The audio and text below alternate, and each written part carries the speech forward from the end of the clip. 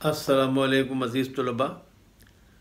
آج ہم کلاس 9 کا سبق نمبر 16 پڑھ رہے ہیں جو کہ نذیر اکبر آبادی صاحب کی ایک نظم ہے جس کا عنوان ہے برسات کی بہاریں. تو چلیں ہم چلتے ہیں اسکرین کی جانب تاکہ اسکرین پہ جا کے میں آپ کو یہ تمام سبق پڑھا بھی سکوں اور ہم آج اس کی مشق بھی مکمل کریں گے.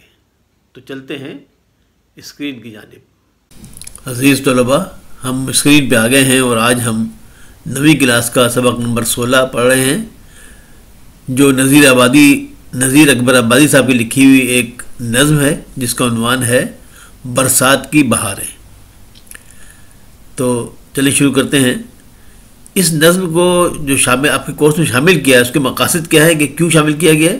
نمبر 1، طلباء کو نظمیہ شاعری میں منظر نگاری کے انداز اور اسلوب سے آگاہ کرنا. یہ بتانا کہ آپ کو یہ نظمیہ شاعری کیا ہوتی ہے، کیونکہ آپ نے اکثر دیکھا ہوگا کہ غزلیں تو بہت کہی جاتی ہیں غزلیں تو، لیکن یہ کہ نظمیہ شاعری کیا ہوتی ہے. نظم جو ہے وہ ایک کسی خاص موضوع پر کہی گئی شاعری کی جو ہوتی ہے اس کو کہتے ہیں نظم، اور اس کے مختلف اسلوب ہیں. کوئی مطلب ہے کہ آزاد نظم بھی ہوتی ہے، بعض نظمیں ایسی ہوتی ہیں جس میں صرف 3 مصرے ہوتے ہیں، بعض میں 5 مصرے ہوتے ہیں، بعض میں 6 مصرے ہوتے ہیں. تو وہ مثلث، مخمس، مسدس، یہ تمام اس کی قسم ہوتی ہیں. نمبر 2، نذیر اکبر آبادی کے اسلوب بیان سے روشناس کرانا. مطلب یہ بتانا کہ نذیر اکبر آبادی کا انداز بیان کیا تھا. تو ان کا انداز بیان عوامی تھا. وہ اپنے زمانے کے بڑے مشہور شعراء کے دور میں پیدا ہوئے، لیکن ان کا انداز بالکل عوامی انداز تھا. تو ایک خاص انداز ہے ان کا، اس لیے وہ اپنے انداز کی وجہ سے بہت مشہور ہیں. نمبر 3، اردو نظم کے ارتقاء میں نذیر اکبر آبادی کے کردار سے متعارف کرانا. تو اردو نظم کے ارتقاء میں نذیر اکبر آبادی کا انداز یہی تھا کہ انہوں نے آسان الفاظ استعمال کیے اور بالکل عوامی انداز کی شاعری کی، وہ شاعری جو ہر ایک کی سمجھ میں آ جائے آسانی سے. طلباء کو مخمس کی حیت کا تعارف کرانا. تو آپ کو میں ابھی بتایا تھا کہ مخمس وہ ہوتی ہے جس میں 5 مصرے ہوتے ہیں، یعنی 4 مصرے جو ہوتے ہیں وہ اس میں ردیف قافیہ مختلف ہوتا ہے، اور 5واں مصرع جو ہے وہ تکرار میں ہوتا ہے عموماً، مطلب ہر مصرے کے بعد وہ مصرع ایک آتا ہے. تو اس کو کہتے ہیں مخمس. چلے پڑھتے ہیں. ہے اس ہوا میں کیا کیا برسات کی بہاریں، سبزوں کی لہلہاہٹ، باغات کی بہاریں، بوندوں کی جھمجھماہٹ، قطرات کی بہاریں، ہر بات کے تماشے، ہر گھات کی بہاریں، کیا کیا مچی ہیں یارو برسات کی بہاریں. بادل ہوا کے اوپر ہو مست چھا رہے ہیں، جھڑیوں کی مستیوں سے دھومیں مچا رہے ہیں، پڑتے ہیں پانی ہر جا جل تھل بنا رہے ہیں، گلزار بھیگتے ہیں سبزے نہا رہے ہیں، کیا کیا مچی ہیں یارو برسات کی بہاریں. ہر جا بچھا رہا ہے سبزہ ہرے بچھونے، قدرت کے بچھ رہے ہیں ہر جا ہرے بچھونے، جنگلوں میں ہو رہے ہیں پیدا ہرے بچھونے، اور بچھوا دیے حق نے کیا کیا ہرے بچھونے، اور کیا کیا مچھی ہے یارو برسات کی بہاریں. سبزوں کی لہلہاہٹ، کچھ ابر کی سیاہی، اور چھا رہی گھٹائیں سرخ اور سفید کاہی، سب بھیگتے ہیں گھر گھر لے ماہ تاب ماہی، یہ رنگ کون رنگے تیرے سوا الہی، اور کیا کیا مچی ہیں یارو برسات کی بہاریں. اور کیا کیا رکھے ہے یارب سامان تیری قدرت، بدلے ہے رنگ کیا کیا ہر آن تیری قدرت، سب مست ہو رہے ہیں پہچان تیری قدرت، اور تیتر پکارتے ہیں سبحان تیری قدرت، اور کیا کیا مچی ہیں یارو برسات کی بہاریں. تو عزیز طلباء، ابھی میں نے آپ کو نظم پڑھ کے سنائی. اب ہم اس کی مشق کریں گے. تو مشق میں سوال نمبر 1 ہے مختصر جواب دیں. اس کا پہلا الف جز ہے کہ پہلے بند میں کون سے قافیے استعمال ہوئے ہیں. تو اس کے جو قافیے استعمال ہوئے ہیں وہ ہیں برسات، باغات، قطرات، گھات. دوسرا ہے کہ تیسرے بند میں موجود ردیف کی نشاندہی کریں. تو تیسرے بند میں جو ردیف ہے وہ ہے ہرے بچھونے. جیم، چوتھے بند میں کون سا لفظ بطور ردیف استعمال ہوا ہے؟ تو چوتھے بند کا آپ غور سے دیکھیے، یہ بڑا ٹرکی سوال ہے کہ اس چوتھے بند میں کوئی ردیف ہے ہی نہیں، چوتھے بند میں کوئی ردیف نہیں ہے۔ دال، تیتر اللہ تعالیٰ کی عظمت کیسے بیان کرتے ہیں؟ تو اس کا جواب ہے کہ تیتر کی آواز سے لگتا ہے کہ وہ کہہ رہا ہے سبحان تیری قدرت۔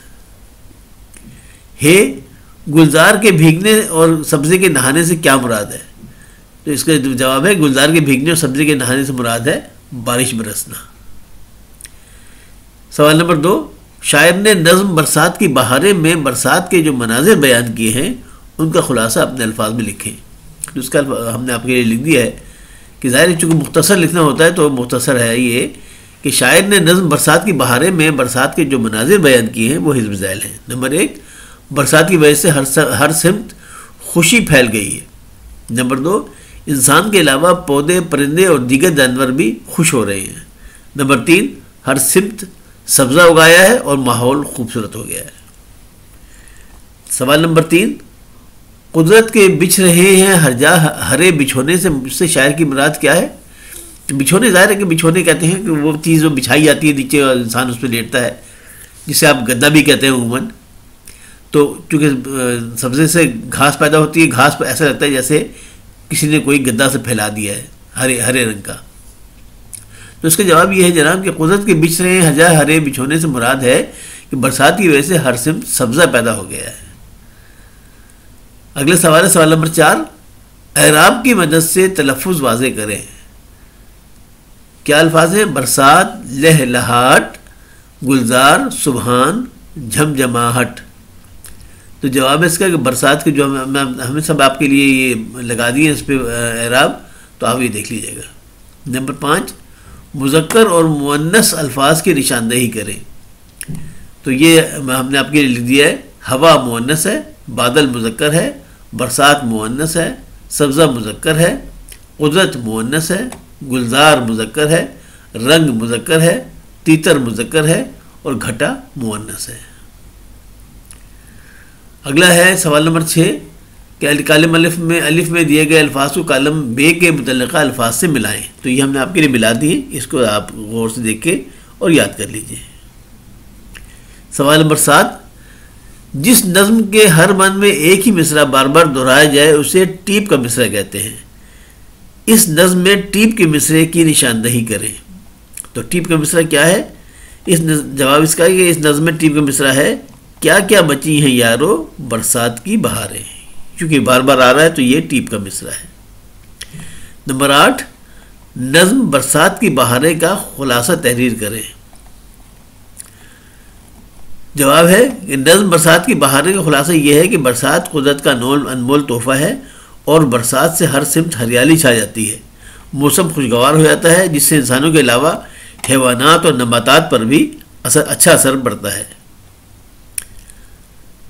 اچھا جی، تشبیہ، کسی چیز کو کسی خاص وصف کی وجہ سے کسی دوسری چیز کی مانند یا اس جیسا قرار دینا تشبیہ کہلاتا ہے، جیسے خوبصورت چہرے کو پھول کی مانند قرار دینا۔ ارکان تشبیہ 5 ہیں۔ پہلی چیز کو مشبہ، دوسری چیز کو مشبہ بہ، اور دونوں کے درمیان مشترک خوبی یا صفت کو وجہ شبہ کہتے ہیں۔ حرف تشریح اور غرض تشبیہ بھی تشبیہ کے ارکان ہیں، مطلب یہ 5 ہو گئے۔ تشبیہ کا مقصد عام چیز کی خوبی کو واضح کرنا اور اس کی وضاحت کرنا ہے۔ تشبیہ سے بعد میں خوبصورتی پیدا ہوتی ہے اور بیان دلچسپ ہو جاتا ہے۔ مثال کیا ہے؟ اس کے دانت موتیوں کی طرح سفید ہیں۔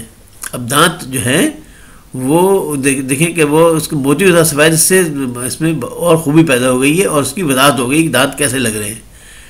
بے، اس کے لب پھول کی طرح نازک ہیں، یعنی اتنی خوبصورت لب ہے اور اس کے نزاکت تو وہ پھول کی طرح، پھول نازک ہوتا ہے نا، تو اس لیے اس کو لبوں کو پھول سے تشبیہ دی ہے۔ اس کا دل پتھر کی طرح سخت ہے۔ اب جو مطلب ہے کہ دل پتھر چونکہ بہت سخت ہوتا ہے، اس کو کسی چیز کا اثر نہیں ہوتا، تو جس شخص پہ کسی بات کا اثر نہ ہو اس کو کہتے ہیں اس کا دل پتھر کی طرح سخت ہے۔ اس کا قد سرو کی طرح لمبا ہے۔ سرو ایسا درخت ہے جو لمبائی میں سیدھا لمبا ہوتا ہے اور کافی دوسرے درختوں سے زیادہ لمبا ہوتا ہے اور سیدھا ہوتا ہے، اسٹریٹ بالکل۔ اس کی شاخیں جو ہیں وہ بھی اس انداز کی ہوتی ہیں کہ وہ اس کو سیدھا نظر آتا ہے، تو اس لیے اس کو قد کو تشبیہ دی ہے سرو سے کہتے ہیں سرو قد۔ آپ نے اگر سنا ہوگا اکثر سرو قد۔ وہ لومڑی کی طرح چالاک ہے. لومڑی جانوروں میں بہت چالاک جانور سمجھاتا ہے، تو اس لیے کسی کو جو بہت چالاک ہو اس کو مثال دیتے ہیں کہ وہ لومڑی کی طرح چالاک ہے. ان مثالوں میں دانت، لب، دل، قد اور وہ کوئی شخص مشبہ ہیں، جبکہ موتی، پھول، پتھر، سر اور لومڑی مشبہ بہ. ان مثالوں میں بالترتیب سفیدی، نازکی، سختی، لمبائی اور چالاکی تشبیہ کی وجوہات یا بجائے شبہ کی مثالیں ہیں. حرف تشبیہ ایسے لفظی الفاظ کو کہتے ہیں جو مشبہ اور مشبہ بہ کے درمیان رابطہ پیدا کرتے ہیں، جیسے کی مانند، کی طرح، کی صورت، جیسا، سا وغیرہ. غرض تشبیہ سے مراد وہ مقصد یا سبب ہے جس کے لیے تشبیہ کا سہارا لیا گیا ہو. تو اب یہ کیا کہتے ہیں، تو اس میں سرگرمی کیا ہے کہ اس نظم کے علاوہ کوئی ایسی نظم تلاش کریں جو مخمس کی شکل میں ہو، اسے اپنی کاپی میں لکھیں. تو ہم نے آپ کے لیے لکھ دیا ہے کہ مخمس کی ایک اور نظم بھی ہے، نذیر اکبر آبادی کی ملی ہے، اس کا ایک بند ملاحظہ فرمائیے.